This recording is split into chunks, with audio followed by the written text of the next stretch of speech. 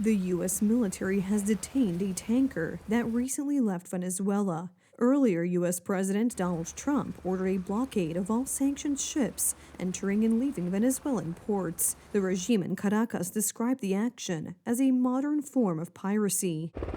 This is the second time in less than 2 weeks that U.S. forces have seized a Venezuelan tanker. U.S. Secretary of Homeland Security Kristi Noem confirmed on the X portal that the U.S. Coast Guard, with the support of the Department of War, had detained a tanker that had recently docked in Venezuela. Noem shared a video of the operation under her post.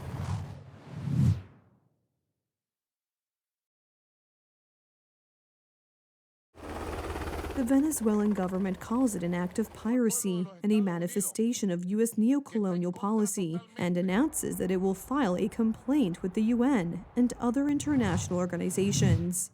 The Bolivarian Republic of Venezuela categorically condemns the hijacking of another private vessel carrying Venezuelan oil. This act of piracy constitutes a flagrant violation of Article 3 of the 1988 Convention for the Suppression of Unlawful Acts Against the Safety of Maritime Navigation, as well as a flagrant violation of Article 2 of the United Nations Charter and Article 2 of the Geneva Convention on International Transport.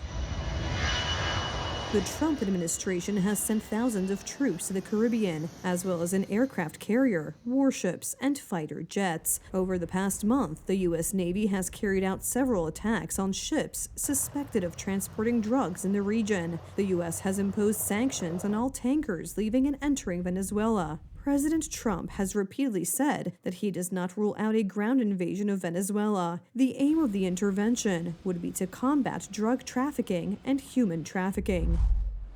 I don't rule it out, no, I don't discuss it. It depends. If they're foolish enough to be sailing along, they'll be sailing along back into one of our harbors. Venezuelan leader Nicolas Maduro knows exactly what I want. He knows better than anybody.